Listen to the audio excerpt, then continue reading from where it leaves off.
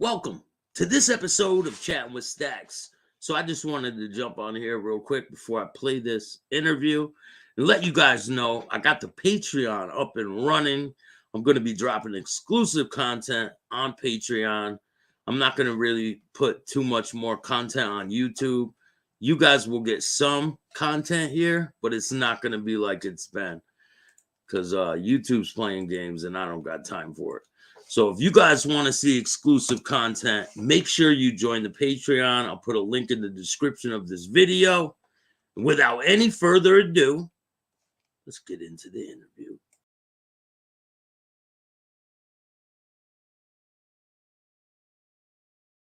Said that I was killing people for the mafia, putting bodies in trash dumpsters and throwing them in the ocean. I mean, these federal prosecutors, they got a hell of a fucking vivid imagination, don't they, Bill?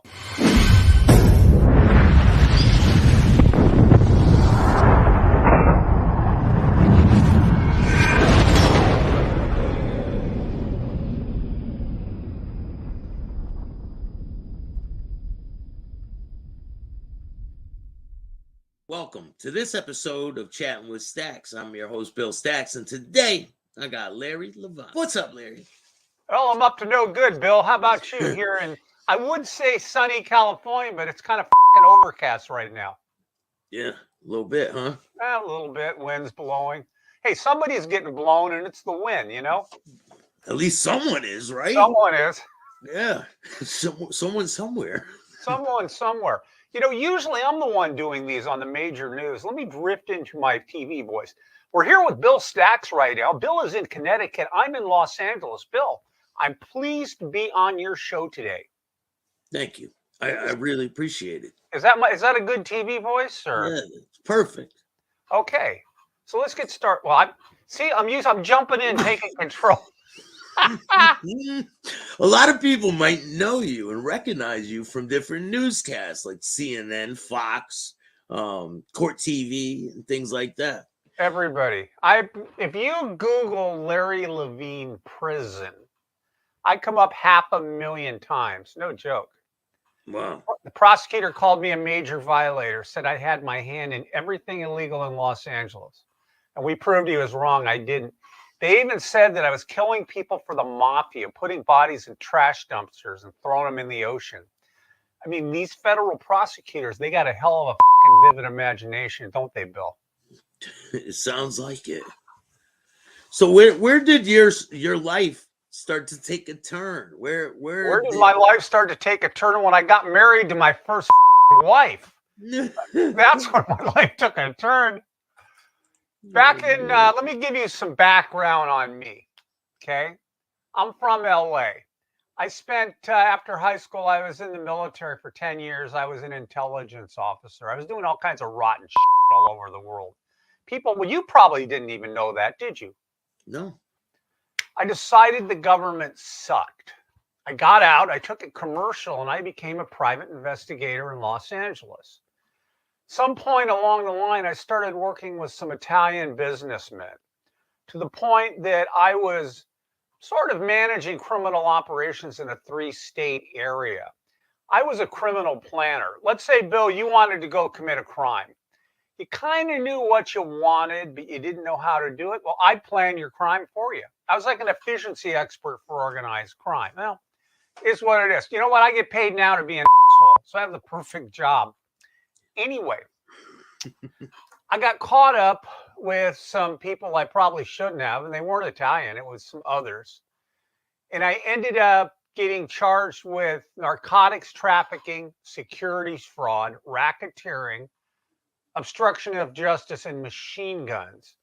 I ended up selling methamphetamine directly to the DEA 4 times, an ounce, a pound, and 2 pounds. Now, I'm guilty of sin. I fully admit that. You got all these whiny motherfuckers out there saying, I'm not guilty and this and that. Well, I knowingly sold the crank. I did. Now, this is where it gets a little sketchy. I wasn't already selling drugs. This sucker I was working with, I had been committing crimes with, he was in trouble with the feds himself. I knew his fiance, I guess at the time, had cancer. Or again, so he says, who knows what to believe. So he told me that if I could get these drugs, that he had somebody that would pay him a large commission that he could use for her treatment. So this went on for almost a year. Finally, I said, fine. Remember, I'm a PI in LA. I can find drugs. No biggie. Yeah. So he set me up to sell to the DEA. Well, they didn't bust me the first time. They didn't bust me the second time. They didn't bust me the third time. They didn't even bust me the fourth time. It was an ounce, a pound, then 2 pounds. Then they wanted to get 5 pounds. Well, I couldn't get 5 pounds. Remember that I had other to do. My life wasn't evolved around selling drugs. And this is just something I felt I was trying to help someone out. But at the same time, was I a criminal? Absolutely. We were printing $100 bills, $50 bills, $20 bills. American Express traveler's checks. And our traveler's checks were so good that you could call American Express and read those little numbers on the bottom, and they would verify the check was good.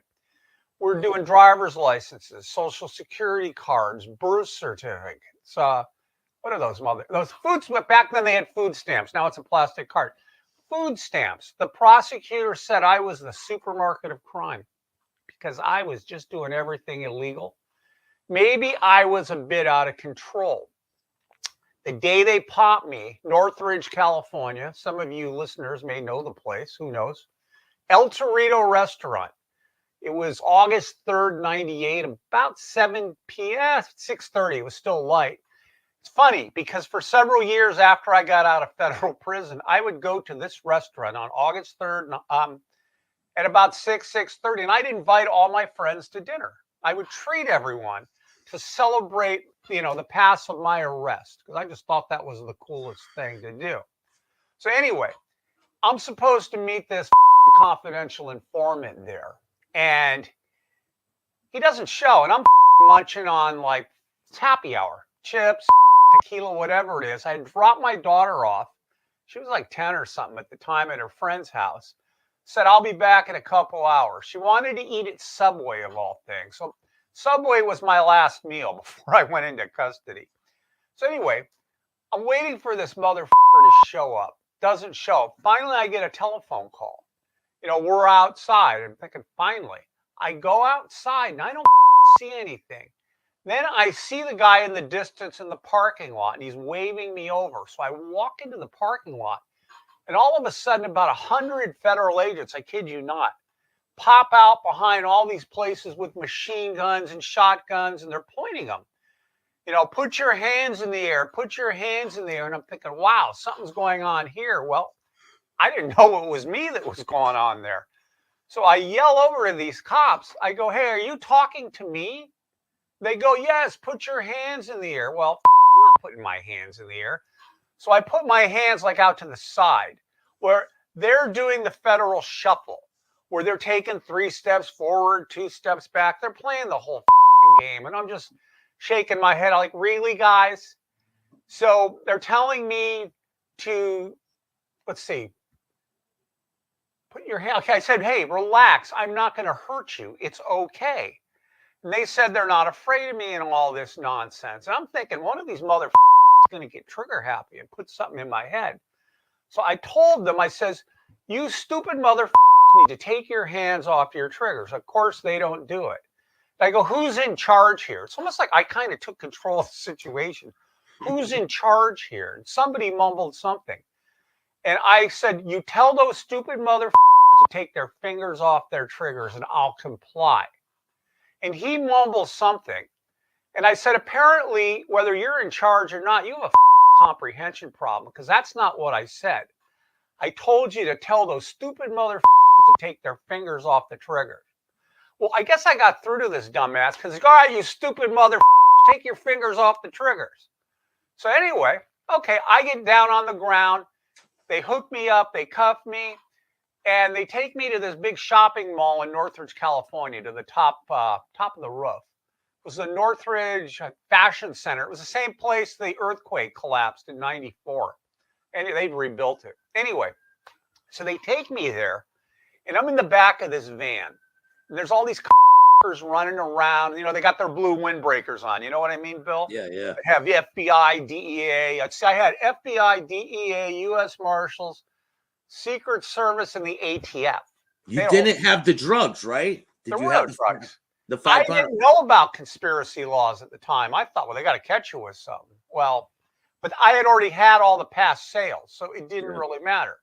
So I'm sitting in this van. These motherfuckers are running around in their windbreakers. I'm recognizing faces. I know what agency you're with. And then they're calling each other by first name. I'm thinking, perfect. I know who you are. I know what agency you're with. I know your face.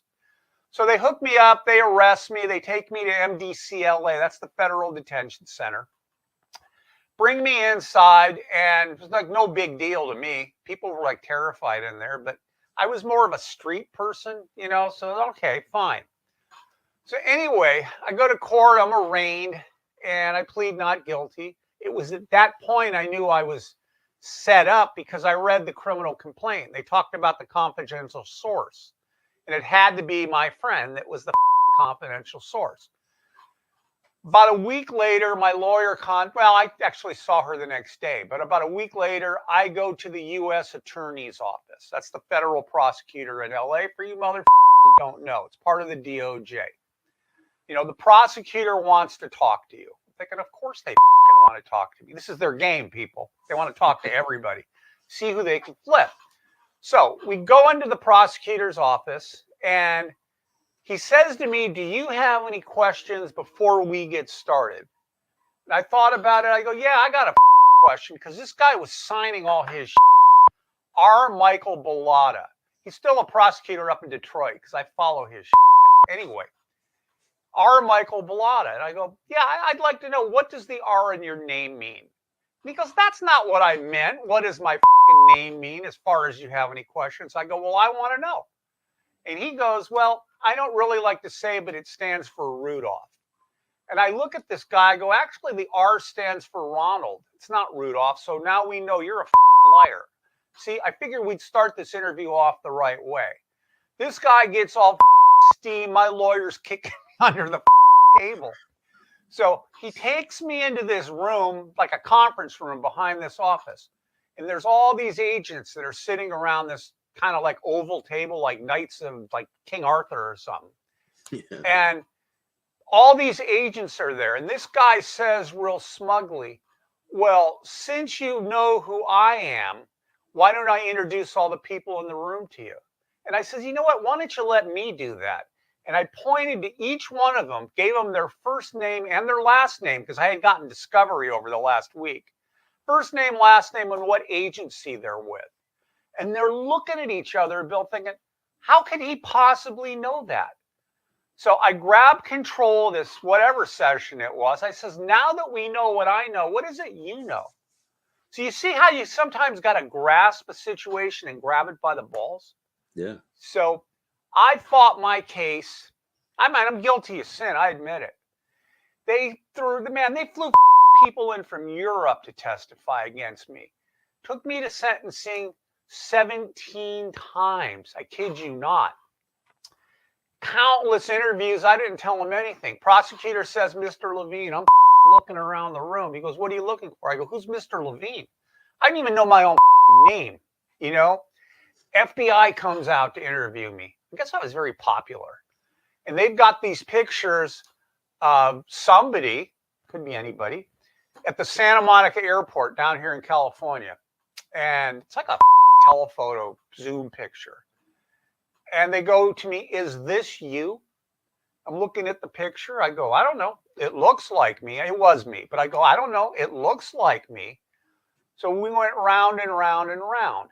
And I said, did you follow me there? I'm cutting to the chase here because other happened. I know we need to move this along. I said, did you follow me there? And he goes, well, yes. I go, well, then you already know it's me. Why are you asking me what you already know? Does this make sense? And I look at the second agent and I go, is he an idiot or something? Asking me he already knows. Well, my lawyer's kicking me under the table. About a minute later, Bill, this interview is over too. I did not help them at all. I got 2 10-year sentences and a 5-year sentence, ran concurrent in the feds. And I served my time at 11. I kid you not. People are going to say I'm full of shit. because I get this all the time. When I go on the news, I go to YouTube, their YouTube channel, and I read all the comments and people saying I'm an idiot. Just people talk about me, and I always respond to them. Hey, mother, why don't you call me? Here's your number. You don't my number. You don't believe me? Why don't we like get down? We can talk about this. And they're all they don't.